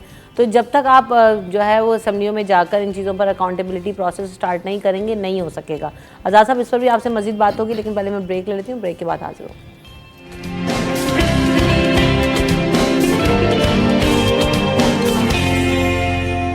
Welcome back in city at 10। जाने से पहले जिस तरह हम गुफ्तगू कर रहे थे कि ये जो अकाउंटेबिलिटी प्रोसेस है इसका स्टार्ट होना पॉलिसी मेकर्स के लिए बहुत ज़्यादा ज़रूरी है कि जी आप जिस भी सियासी जमात को रिप्रेजेंट कर रहे हैं उसका आप मंशूर लेकर आएँ, फिर उनके नुमाइंदगान यकीनन बल्दियाती जो है इदारों में भी मौजूद होंगे और ये जो आप अपनी मनपसंद भर्तियाँ कराते हैं उस पर भी एक अकाउंटेबिलिटी प्रोसेस होना चाहिए। तो क्या प्रमोशन से लेकर उनकी हायरिंग से लेकर उनको उनके ग्रेड्स की अपग्रेडेशन तक कोई अकाउंटेबिलिटी प्रोसेस नज़र आता है या कोई पॉलिसी मेकर्स इस हवाले से बात करते हैं? जी बिल्कुल, ये महकमा बल्दियात जो 1973 के कानून के आइन के तहत बना था जी, लेकिन उस आइन के तहत बनने वाला इदारा उस आइन की धज्जियाँ उड़ाने लगा है, क्योंकि हर इदारे में या हर महकमे में एक सिलेक्शन कमेटी होती है जिसको DPC कहते हैं, जो सेक्रेटरी की सरबराही में होती है, DC की सरबराही में, कमिश्नर की सरबराही में, चीफ सेक्रेटरी की सरबराही में। इस हद तक CM की सरबराही में भी सिलेक्शन कमेटी 1 है, सिलेक्शन कमेटी 2 जो है वो चीफ सेक्रेटरी सरबराही में, और सिलेक्शन कमेटी 3 जो है वो जो मुकामी इदारे का जो सरबराह है उसकी सरबराही में बनाई गई है ऑफिशियली। लेकिन महकमा बल्दियात वाहिद इदारा है जिसकी सिलेक्शन कमेटी मुकम्मल तौर पर गैर फाल है। आज तक मैं ब्यूरोक्रेसी बीट कवर कर रहा हूँ, मैंने कभी नहीं देखा नहीं सुना कि सिलेक्शन कमेटी का कोई इजलास हुआ है जिसमें इतने अफसरान थे जिनको सीनियरिटी, यानी सीनियरिटी जिस तरह हम इस इदारे में काम करें सीनियरिटी के लिहाज से उसका प्रमोशन होता है, जूनियर होता है, इंटर्नी होता है, उसको reporter senior reporter, editor, political editor, bureaucracy तो होता है। लेकिन ये वाहिद इदारा है जिसकी सिलेक्शन कमेटी का कोई इजलास होता ही नहीं है। अफसरान की तरक्कियाँ देने के हवाले से उस सीनियरिटी का जायज़ा लिया ही नहीं जाता, उन मुलाजमिन की फ़ाइलों को देखा तक नहीं जाता, उन मुलाजमिन को प्रमोशन देने के लिए उनकी सीनियरिटी पर जो नज़रसानी की तक नहीं जाती। लेकिन एक नोटिफिकेशन के ज़रिए 14 ग्रेड के अफसर को 16 ग्रेड में, 16 ग्रेड के अफसर को 18 ग्रेड में, 18 ग्रेड के अफसर को 19 ग्रेड में तरक्की देती, फिर वो रिटायर्ड हो जाता है। जब मामला पहुंचता है सिलेक्शन कमेटी 2 के पास या सिलेक्शन कमेटी 1 के पास, तब वो अफसर जो रिटायर्ड हो जाता है फिर कहते हैं ये रिटायर्ड हो गया है इस उम्र की हद में, लेकिन इसका सीनियरिटी हक बनता है। आगे चीफ सेक्रेटरी फैसला करता है या CM से फैसला करता है, चलो इसका हक बनता है, इसको सीनियरिटी के लिहाज से प्रमोशन दिया जाए। फिर उसको 20 से 21-22 ग्रेड में उसको प्रमोशन दिया जाता है।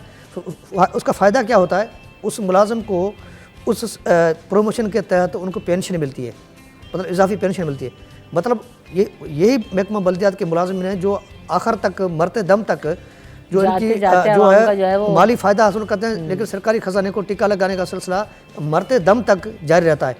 ऐसा कोई इदारा नहीं है सिंध में जिसमें इस तरह हो, लेकिन ये वाहिद इदारा है जिसकी सिलेक्शन कमेटी जो 3 है, जिसका सरबराह एडिशनल चीफ सेक्रेटरी हैं इस वक्त मंजूर शेख साहब, वो भी मुकम्मल तौर पर गैर फाल है। इस वक्त निगरान सेटअप है, अबूरी सेटअप है। उसकी जिम्मेदारी ये होती है कि इलेक्शन करवाए, उसके साथ साथ जो निज़ाम चल रहा है उसको साफ़ और शफाफ बनाए। लेकिन इस वक्त भी महकमा बल्दियात जो है, इस वक्त के निगरान वज़ीर, इस वक्त के एडिशनल चीफ सेक्रेटरी, इस वक्त के सेक्रेटरी लोकल गवर्नमेंट बोर्ड समेत तमाम अफसरान के लिए एक सोनी चिड़िया बना हुआ है। बिल्कुल नहीं, इलेक्शन का इस वक्त एक शर्त है कि जिस अफसर का तबादला करना है उसके लिए इलेक्शन कमीशन की इजाज़त लाजमी है।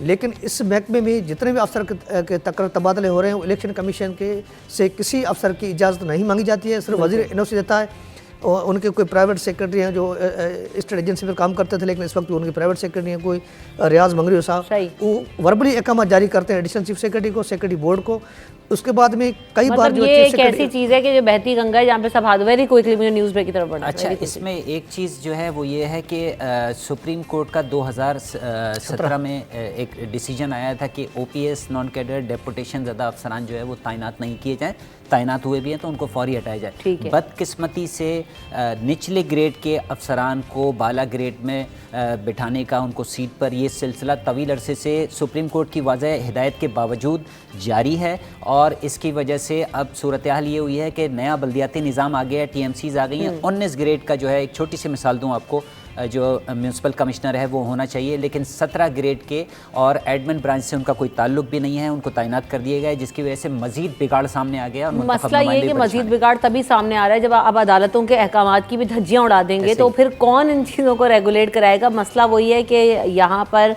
जो सियासी जमातें हैं या जो लोग मुंतखब होकर आ जाते हैं या लाए जाते हैं, उनका असर रसूख इतना है, उनके पास पैसा इतना है कि वो किसी भी चीज़ को कराने का इख्तियार रखते हैं। हम यहाँ पर ब्रेक लेंगे। Thank you so much for coming and giving us time. हम यहाँ पर न्यूज़ ब्रेक की तरफ बढ़ रहे हैं। न्यूज़ ब्रेक के बाद हाजिर होंगे।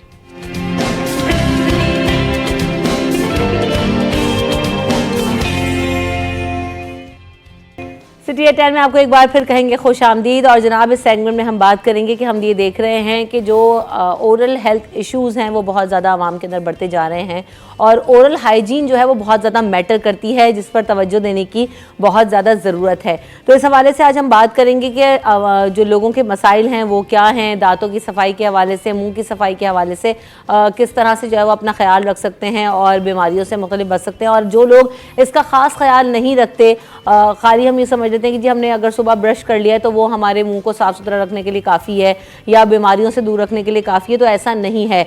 तो क्या कॉजेज़ हैं, किस तरीके से जो है ना वो उनसे बचा जा सकता है ओरल हेल्थ इश्यूज़ की वजह से। और फिर एक और प्रैक्टिस हम ये देख रहे हैं कि जो लोगों के अंदर जो डिफरेंट तरह की चीज़ें खाने का रुझान है, चाहे वो गुटखा हो, मावा हो, छालिया हो, पान हो, इन चीज़ों की वजह से जो है वो बीमारियां फैलती हैं, कैंसर तक ये चले जाती हैं ये चीज़ें लेकर। तो उनसे कैसे बचा जा सकता है और अगर ऐसा किसी को हो जाए तो उसके लिए इलाज क्या है और तरीक़ाकार क्या, इन तमाम चीज़ों पर हम बात करेंगे। हमारे साथ डॉक्टर अली हुसैन साहब मौजूद हैं। Welcome to the show. अस्सलाम वालेकुम।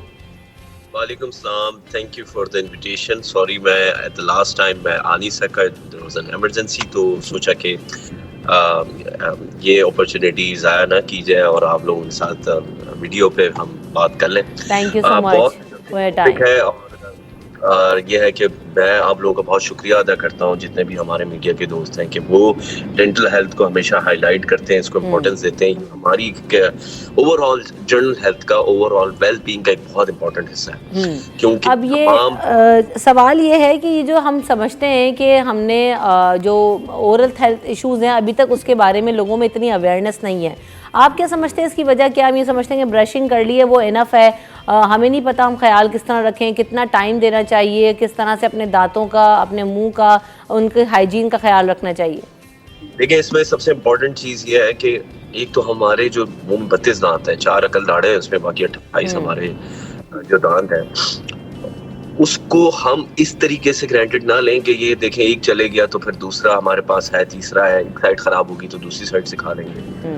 हम दांतों के डॉक्टर के पास उसी वक्त जाते हैं जब बात पानी सर तक पहुंच जाता है, और फिर जब डॉक्टर कहता है कि अब रूट कैनाल की जरूरत है या दांत निकलवाने की जरूरत है, तो फिर एक तो एक्सपेंसेस बढ़ जाते हैं क्योंकि फिर ये कहा जाता है कि डेंटिस्ट बड़ा महंगा है, और दूसरा फिर उसका एक खौफ जो है कि इंजेक्शन लगेगा, दांत निकालते वक्त दर्द तो नहीं होगा, और ये सारी चीजें फिर पेशेंट, एक पेशेंट से दूसरे पेशेंट, दूसरे पेशेंट से तीसरे पेशेंट, एक फैमिली से दूसरे फैमिली तक ये बातें चलती रहती हैं। और इस तरीके से एक स्टिग्मा बन गया है कि डेंटिस्ट के पास जाना है तो भाई फिर ये भी ख्याल रखिएगा कि कहीं सामान की सफाई है या नहीं है, क्योंकि इतने डेंटिस्ट हो गए हैं, अताई इतने हैं कि वो लोग कंफ्यूजन के शिकार हैं और एक स्टिग्मा अलग है। तो उसका हल, आसान हल ये है कि आपने 2 टाइम ब्रश, जैसे आपने बताया, कि रेगुलर रखना है, फ्लॉसिंग करनी है, माउथ वॉश यूज करना है जो कि डेंटिस्ट से प्रिस्क्रिप्शन के बाद ही हो, और साथ ही साल में एक दफा डेंटिस्ट के पास जाना लाजमी है।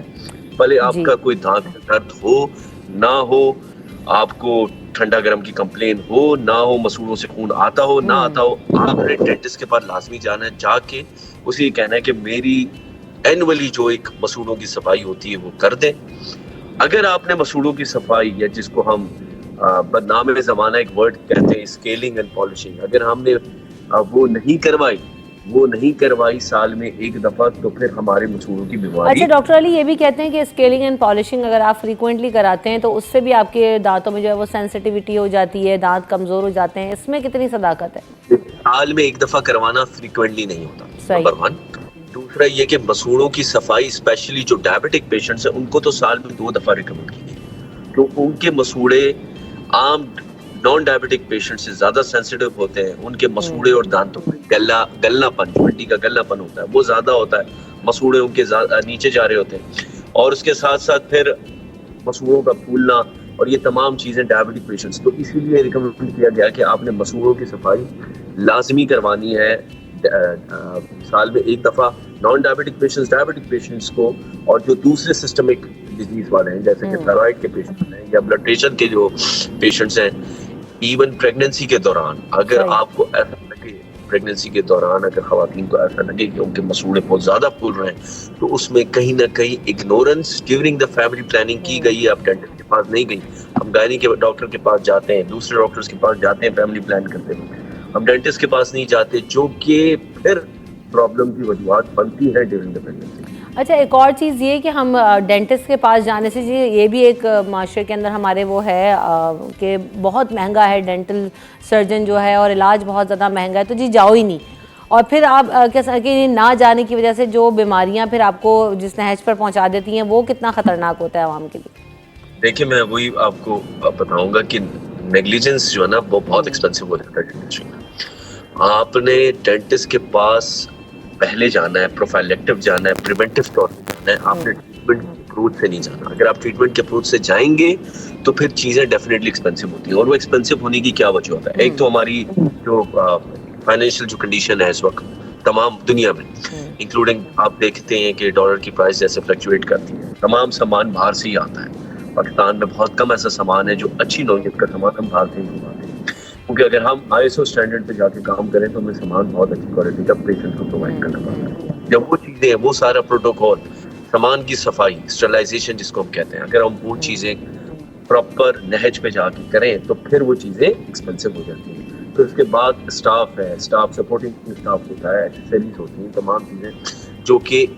और फिर उसके बाद यूटिलिटीज होती हैं, ये तमाम चीजें एड अप करती जाती हैं प्राइसिंग को।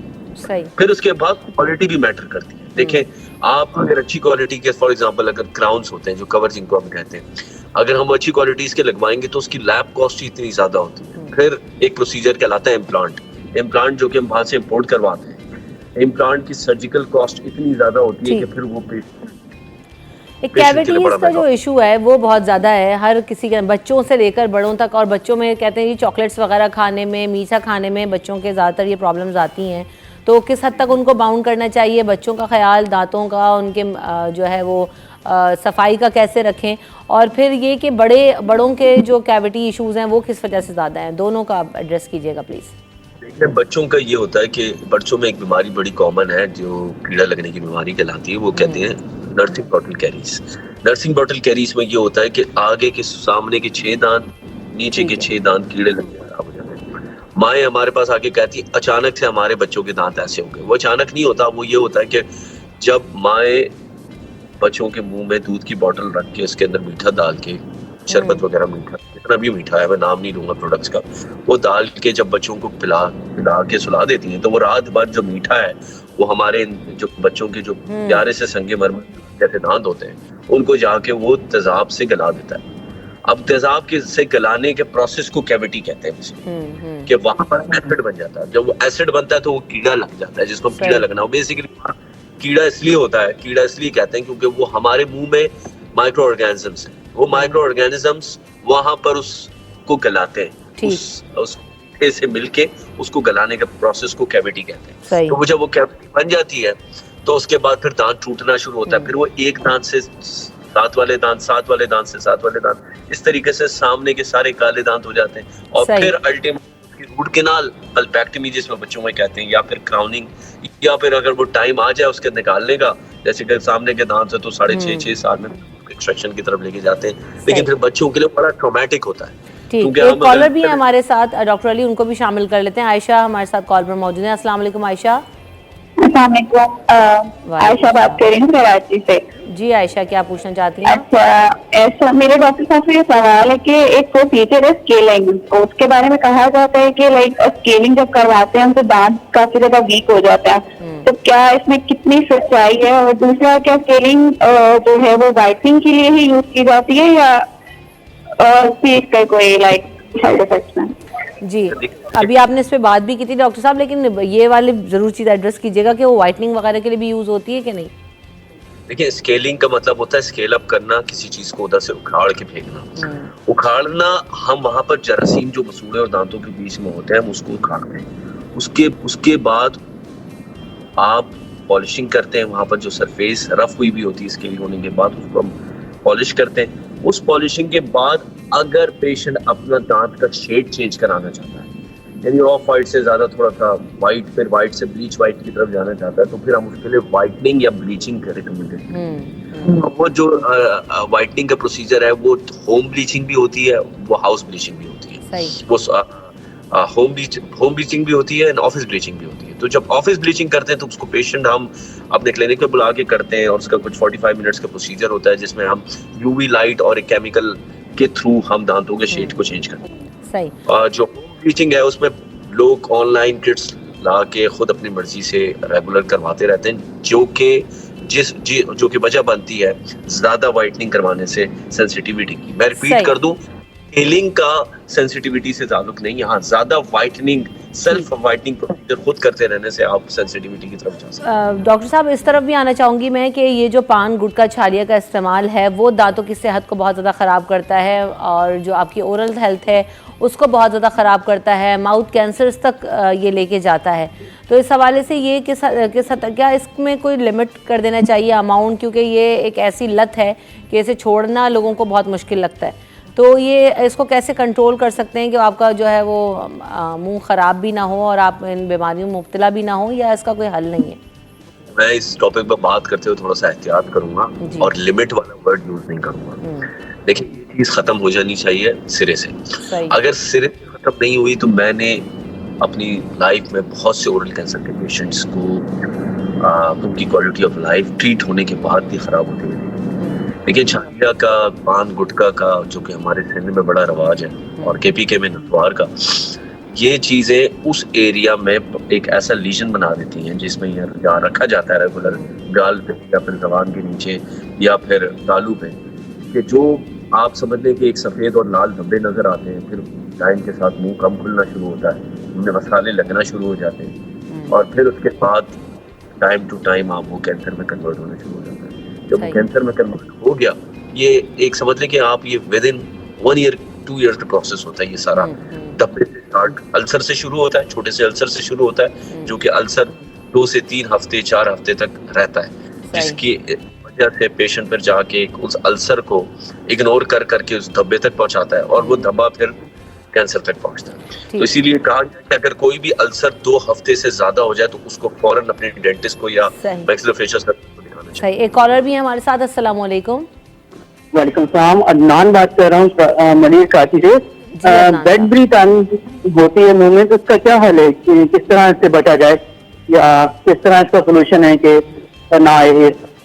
किस चीज से कैसे बचा जाए? बेड ब्रीथ, मुंह से बेड ब्रेथ के बारे में पूछ रहे हैं। जी जी, ये बेड ब्रेथ जो है वो एक बड़ा इशू है। बेड ब्रेथ के ये है कि इसको हम हेलिटोसिस कहते हैं डेंटिस्ट्री की ज़बान में, और इसके काफी कॉजेस हैं। कभी कभार ये पेट की वजह से भी होता है, एसिडिक इन्फ्लक्स की वजह से भी होता है, और जो मेन वजह है वो मुंह की गंदगी, मुंह की सफाई ना रखना है। अब मुंह की सफाई ना रखना, मैं एक एग्जांपल हमेशा देता हूँ कि हमारे पास गाड़ियाँ होती हैं, हम उसको रेगुलर खुद साफ करते हैं, लेकिन 3 महीने में एक दफा जाके वर्कशॉप पे साफ इसलिए कराते हैं क्योंकि उनके पास ऐसी बारीक मशीनें होती हैं जिससे गाड़ी के अंदरूनी इंजन या फिर अंदरूनी जगहें साफ होती है। इसी तरीके से डेंटिस्ट के पास जाके मसूड़ों की अंदरूनी सतह को साफ कराना बहुत इंपॉर्टेंट है, जिसकी वजह से बेड ब्रेथ की कंप्लेन खत्म हो सकती है। ज्यादातर बेड ब्रेथ की कंप्लेन सिस्टमिक प्रॉब्लम्स के साथ मिलके होती है, यानी कि सिस्टमिक प्रॉब्लम लाइक डायबिटीज, दूसरी बीमारियां, जो कि अगर मसूड़ों की बीमारियों के साथ हो तो फिर ये हेलिटोसिस की कंप्लेन शुरू हो जाती है। अच्छा, क्या किसी तरह की ग़िज़ाओं से भी ये चीजें कंट्रोलेबल हैं या नहीं? देखें कुछ बच्चे जो मुंह से सांस लेते हैं तो आप उनके मुंह को अगर आप स्मेल करें सुबह सुबह तो वो स्मेल एक पर्टिकुलर आती है और वो स्मेल उसको हेलिटोसिस कहते हैं, जिसमें एक वजह मसूड़ों की गंदगी भी है। जी आप क्या पूछ रहे थे? कॉलर हैं, पहले उनका सवाल शामिल कर लेते हैं। अस्सलाम वालेकुम तैयबा। वालेकुम अस्सलाम। जी तैयबा, क्या सवाल पूछना चाहती हैं आप? मेरा सवाल ये है कि मेरे बच्चे की इनेमल कमजोर है, एक साल का है और दूसरा बच्चा 2 साल का है, तो दोनों के इनेमल का मसला है। ब्रशिंग में करवाती हूँ लेकिन फिर भी उनके जो टीथ हैं वो खराब होते जा रहे हैं, तो इसके लिए अगर कोई बता सके।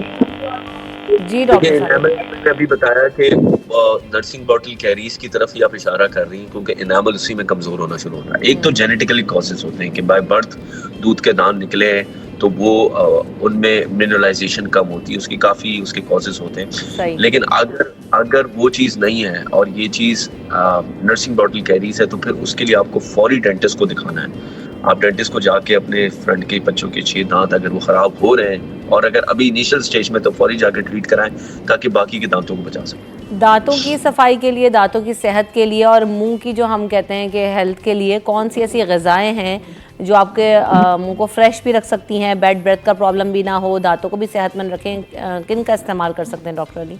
ग़िज़ाएं जितनी भी है, जो फ्रेश फ्रूट्स हैं, वेजिटेबल्स हैं, और आजकल तो माशाल्लाह अनार का मौसम है, हमारे पास बनाना है, बनाना में आपको इनरिच्ड है वो हर चीज़ में।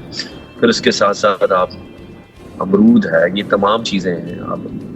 आप दूध जितना हो सके आप बच्चों को दूध दें, लेकिन उस दूध में ये ख्याल रखें, उस दूध में आपने ये ख्याल रखना है कि आपने कोई एडिबल्स नहीं करने हैं उसमें, जो बच्चों को टेस्ट के लिए कि बच्चे को बदबू ना आए दूध की, ये माएँ आप उनका टेस्ट डेवलप कर सकते हैं। अब मछली है, मछली आप फिश में बहुत ज़्यादा विटामिन डी, विटामिन सी, ये तमाम चीज़ें, दूसरे मिनरल्स भरपूर होते हैं, ओमेगा 3 होता है, ये तमाम चीज़ें हमारे दांतों के लिए बहुत ज़्यादा।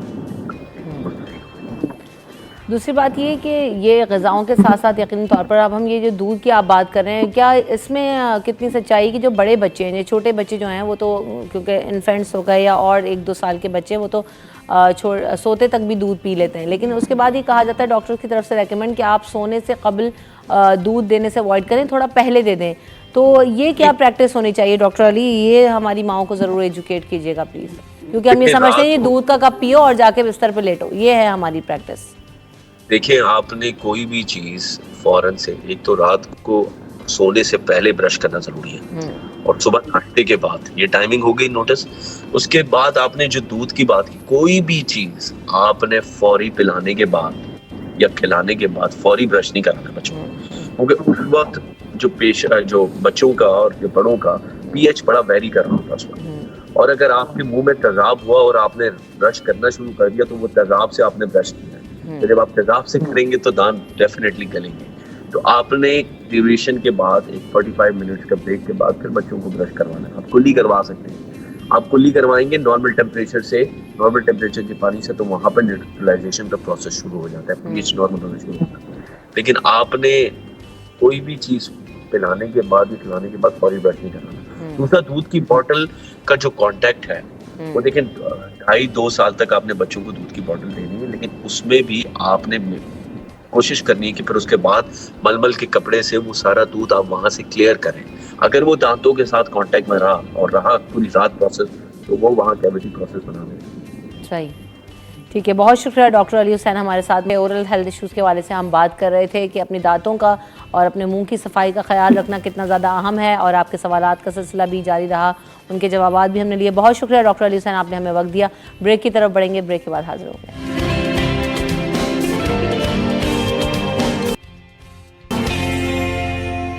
सिटी एट 10 में आपको एक बार फिर कहेंगे खुश आमदीद, और अब कुछ जानेंगे सितारों का अहवाल कि सितारे क्या कह रहे हैं, मुख्तलिफ बुर्जों के क्या हालात हैं और ये आने वाले दिन और हफ्ता कैसे रहेंगे। मुल्की हालात पर भी तबसरा होगा। इस पर बात करने के लिए हमारे साथ इरफान कामिल साहब मौजूद हैं जो कि एस्ट्रोलॉजर हैं। Welcome to the show Irfan साहब।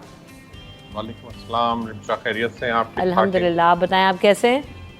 बस अल्हम्दुलिल्लाह, मेरा आज पहला प्रोग्राम है आप लोगों के साथ, और मैं बहुत मुबारकबाद पेश करता हूँ आप लोगों के चैनल, और बहुत राइट टाइम पे। और मैं, क्योंकि मैं जब भी किसी कोई प्रोग्राम करता हूँ तो पहले उस चैनल का जायजा देख लेता हूँ कि वो कैसा है। चले तो सबसे पहले यहीं से आगाज कर लेते हैं कि चैनल का जायजा, और ये सिटी एट 10 को आप कहाँ देख रहे हैं, इसके सितारे कहाँ हैं, कहीं गर्दिश में तो नहीं है?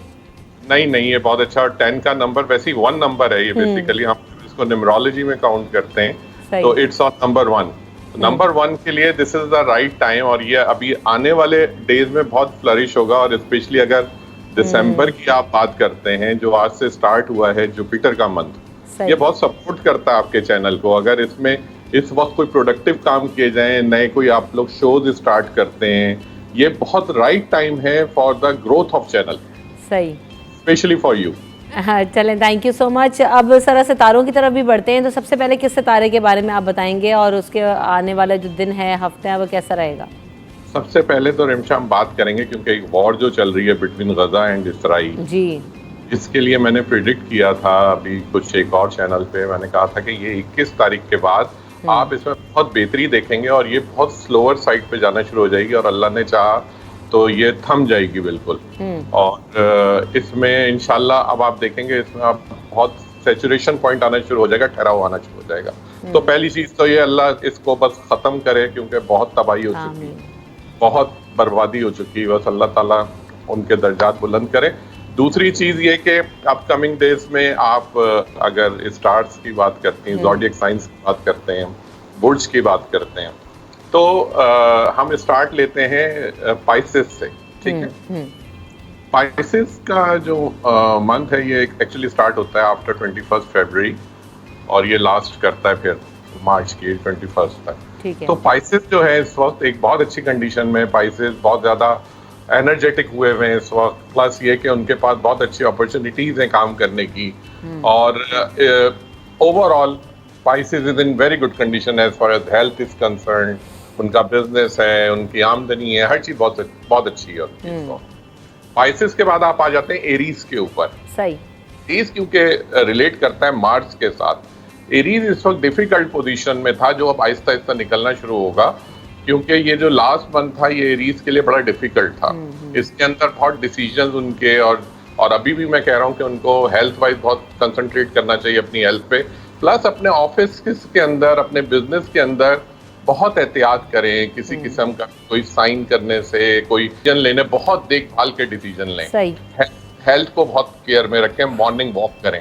दूसरी चीज, उसके बाद हम जब आप एरीज से आगे बढ़ते हैं तो हम टॉरस के ऊपर आते हैं। ठीक है। टॉरस का जो इस वक्त टाइम है, टॉरस का टाइम इस वक्त सिर्फ और सिर्फ हेल्थ वाइज जरा सा डिफिकल्ट है, और स्पेशली जो टॉरस हैं उनको इस वक्त पेट के मसाइल जो हैं, जिसे हम स्टमक रिलेटेड इश्यूज कह सकते हैं, वो जरा हाईलाइटेड हुए हैं, क्योंकि वेनस का साइन है ये, और ये all together Libra and taurus के लिए एक जैसा ही होता है। तो टॉरस को इस वक्त अपनी सिर्फ हेल्थ केयर करने की ज़रूरत है, और कोशिश करें कि अपना लाइट फूड लें, वेजिटेरियन रहें, तो इंशाल्लाह ताला उनका ये प्रॉब्लम भी रिजॉल्व हो जाएगा, और अल्लाह ने चाहा ये चीज़ें कैरी ऑन हो जाएंगी। इसके बाद हम आ जाते हैं जेमिनाइज के ऊपर। जेमिनाइज के लिए मंथ, क्योंकि जुपिटर का मंथ स्टार्ट हुआ है, ये जेमिनाइज को बहुत कम्युनिकेटिव है। Mercury and Jupiter is very very good in, जब ये को रिलेशनशिप में आते हैं तो बहुत जबरदस्त बेनिफिट्स देते हैं ये आपको, towards business side, towards job side, आपस में, यानी जो लोग, स्पेशली जो लोग इंश्योरेंस से वाबस्ता हैं, जो लोग ट्रैवल फील्ड से वाबस्ता हैं, जो लोग टूरिज्म से वाबस्ता हैं, उनके लिए बेहतरीन मंथ है ये, और इसके अंदर वो बहुत ज्यादा ग्रो कर सकते हैं, उनके कॉन्ट्रैक्ट्स बहुत अच्छे हो सकते हैं। लेकिन सिर्फ एक चीज पे ध्यान दें जेमिनाइज, क्योंकि ये स्मोक का टाइम है, इनको सिर्फ सांस के कुछ इश्यूज हो सकते हैं, जिसके लिए कोशिश करें कि मास्क वगैरह का यूज करें। दूसरी चीज, हम आगे बढ़ते हैं तो कैंसेरियंस आ जाते हैं। कैंसेरियंस के लिए this is the right time for travel. अगर उनके पास ट्रेवल अपॉर्चुनिटीज हैं, उनके बहुत अच्छे से जो ट्रेवल प्लान्स बन रहे थे, स्पेशली ऑन रिलीजियस साइड, जो जैसे उम्रे के लिए जाना चाहते हैं, कोई ज़ियारतों के लिए जाना चाहते हैं, this is the best time to avail this opportunities. दूसरी, अगर वो रिलोकेशन चाहते हैं, वो लोग अब्रॉड सेटलमेंट चाह रहे हैं, तो this is also the best time for settlement also. उसके बाद आप कैंसर से आगे आप बढ़ते हैं तो आप हमारे पास लियोज आ जाते हैं। लियोज का जो इस वक्त का टाइम है, लियोज इस वक्त एक थोड़ी सी एक मेडिकल से रिलेटेड उनकी बात करूंगा मैं। इस वक्त अपने कोलेस्ट्रॉल को बहुत ज्यादा ध्यान में रखें, क्योंकि लियो रिप्रेजेंट करता है लॉइन को, और इसका जो प्लैनेट है वो सन है। सन का ये जब टाइम जुपिटर के साथ आता है तो इसके अंदर जो ब्लड से रिलेटेड इश्यूज होते हैं, जैसे कोलेस्ट्रॉल हाई हो जाता है आपका, ब्लड एनेमिक हो जाते हैं आप, ये चीजें हाईलाइट हो जाती हैं थोड़ी सी। इस वक्त सबसे अच्छा ये है कि लियोस को चाहिए कि बहुत अपनी डाइट को बहुत कॉन्शियस रहें। दूसरा, उनका एंजाइटी लेवल थोड़ा हाई हुआ है घर के हवाले से, फैमिलीज के हवाले से। इस वक्त एक थोड़ा सा टाइम है, इसको बहुत सुकून के साथ पास ऑन करें, सही देते हुए पास ऑन करें। लियोस के बाद आपके पास आ जाते हैं विर्गो। विर्गो का जो टाइम है ये थोड़ा डिफिकल्ट है, इनकी एंजाइटी बहुत ज्यादा हाई है इस वक्त विर्गोस की, और ये किसी से भी किसी चीज के ऊपर भी फौरन अपना टेम्पर लूज कर रहे हैं। तो कोशिश करें इस वक्त बहुत सैचुरेटेड रहें। दूसरे हेल्थ इश्यूज हैं इनको इस वक्त सांस के, उसको कोशिश करें कि अपने बाहर निकलें तो मास्क का यूज करें, दूसरे लाइटर डाइट लें। वैसे इनकी डाइट बहुत कम होती है विर्गोस की, लेकिन कोशिश करें कि थोड़ा और इसमें मोहतात हो जाएं। दूसरे ये है कि सदकात दें, स्पेशली बुध के दिन, और आज भी बुध का ही दिन है इत्तेफाक से, तो आज के दिन जरूर सदका दें किसी भी ग्रीन वेजिटेबल का। इंशाअल्लाह ताला अल्लाह ने चाहा तो इनके ये मसाइल हेल्थ से रिलेटेड ये हल हो जाएंगे। ठीक है। उसके बाद हम आगे बढ़ते हैं, तो विर्गोस के बाद हम जब स्टेप आउट करते हैं तो हमारे पास लिब्राज आ जाते हैं। लिब्राज क्योंकि रिलेट करता है वेनस से, सबसे खूबसूरत साइन है।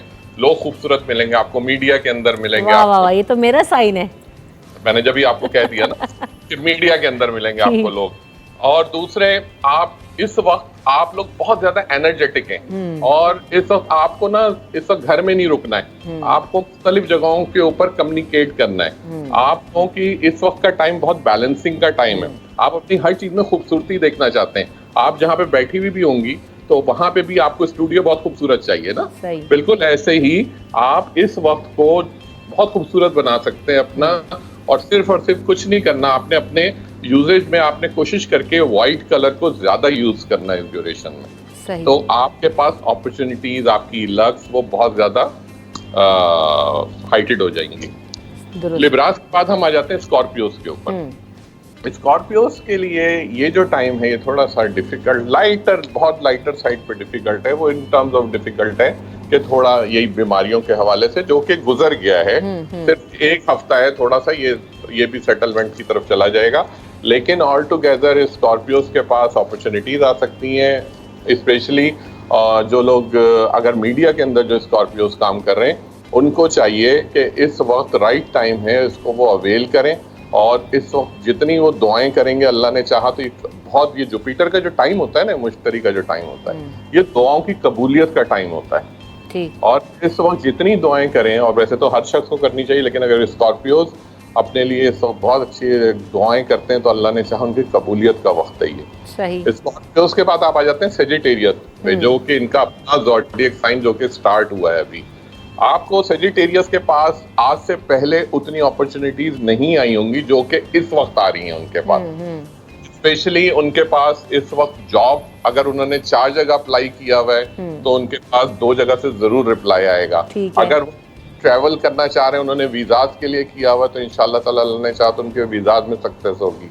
शादियों के लिए this is a very right time for Sagittarius के वो इस वक्त मैरिज सेरेमनी अगर वो कंडक्ट करते हैं तो उनके लिए अल्लाह ने चाहा तो उसमें बहुत बरकत होगी। और पैसे वगैरह सब उनका इस वक्त बहुत अच्छा टाइम है इनका सेजिटेरियस। इसके बाद हम आगे बढ़ते हैं तो कैप्रिकॉनियन आ जाते हैं। कैप्रिकॉनियंस को थोड़ा सा अच्छा, कैप्रिकॉन्स के हवाले से भी बात करेंगे, लेकिन मुझे यहाँ पे क्योंकि इरफान साहब ब्रेक लेना है, ब्रेक के बाद वापस आते हैं तो यहीं से कंटिन्यू करेंगे। ब्रेक के बाद हाजिर होते हैं।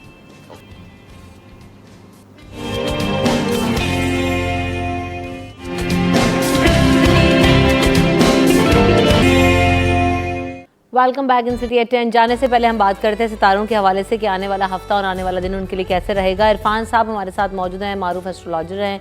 इरफान साहब, कैप्रिकॉन्स के हवाले से आप बात कर रहे थे ब्रेक पर जाने से पहले।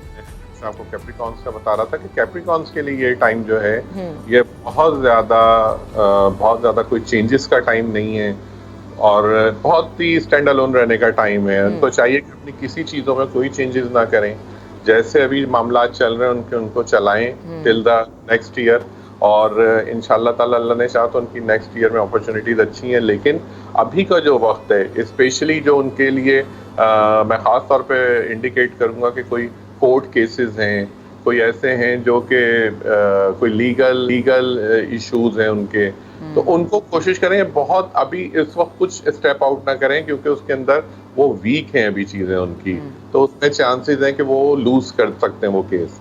तो कोशिश करें ये टाइम निकलने दें कैप्रिकॉर्नियल, और बाकी उनकी हेल्थ ओके है, बिल्कुल ठीक है, और अपने काम में जॉब पर्सनालिटीज़ होते हैं तो अपने बड़े पंक्चुअलिटी है उनकी हर चीज़ के अंदर, वो बाकी सब सही है। और उसके बाद जो लास्ट जो हमारे पास जो ज़ोडिएक साइन है दैट इज एक्वेरियस। एक्वेरियस के लिए इस वक्त का टाइम बहुत नॉर्मल टाइम है, इसके अंदर उनके पास फाइनेंशियल इश्यूज उनके अच्छे हो सकते हैं, उनकी फाइनेंस स्टैंडिंग्स जो है वो उनकी बढ़ सकती हैं, और स्पेशली वो अगर इस वक्त कोई कुकिंग से रिलेटेड बिजनेस शुरू करना चाहते हैं, this is the best time उनके लिए कि वो अपना कोई कुकिंग से रिलेटेड कोई काम शुरू कर सकें, क्योंकि ये एक वाहिद काम है जो एक्वेरियस के जायचे के अंदर हमेशा सूट करता है कि वो अगर कुकिंग का कोई काम करना चाहते हैं तो उसमें उनको बहुत फायदा होगा।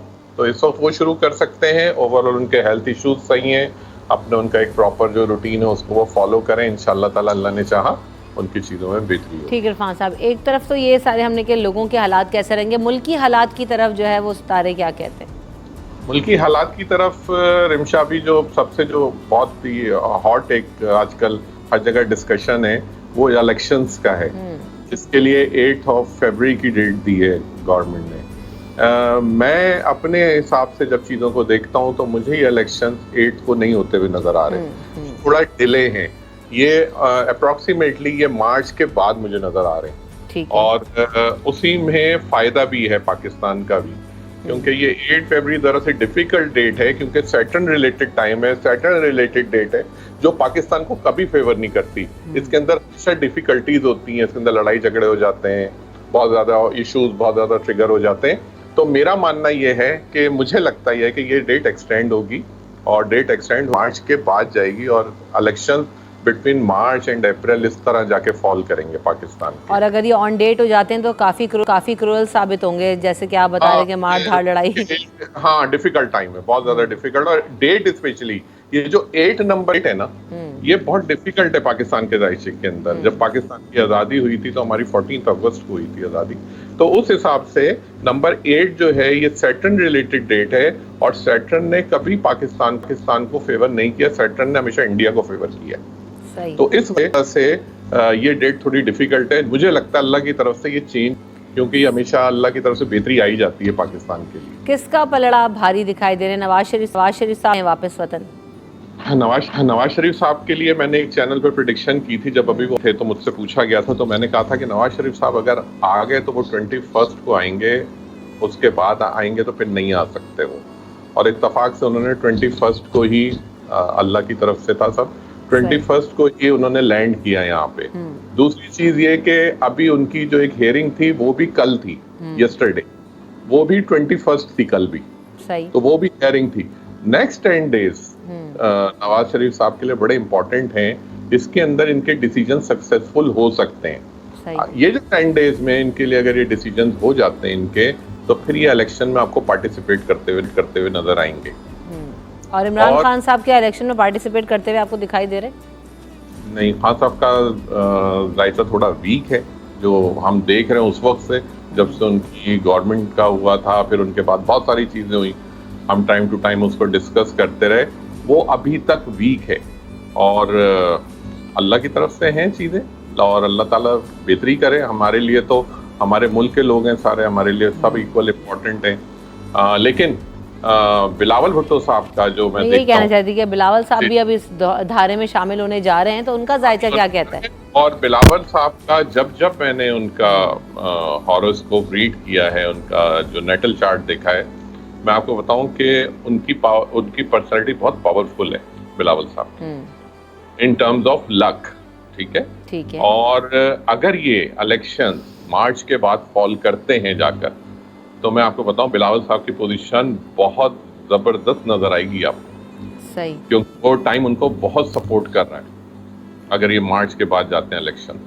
अच्छा, ये मार्च के बाद अगर इलेक्शन जाते हैं तो मुल्क के हालात में बेहतरी के लिए भी मुआविन साबित होंगे, यानी कि चलें इलेक्शन साजगार हो जाएंगे, जो प्राइम मिनिस्टर हैं या जो नुमाइंदगान हैं वो नॉमिनेट हो जाएंगे, मुल्क को कितना सपोर्टिव होंगे ये?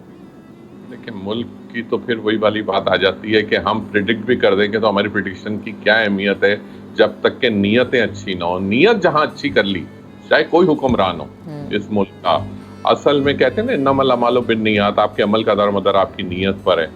तो जो भी आए, अगर वो इस सिद्के दिल से आया कि इस पाकिस्तान की खिदमत करनी है और ये आपके पास अल्लाह का तोहफा है, इसको आपने संभालना है, तो फिर यकीनन यहाँ बेहतरी होगी, वरना यही चीजें रहेंगी।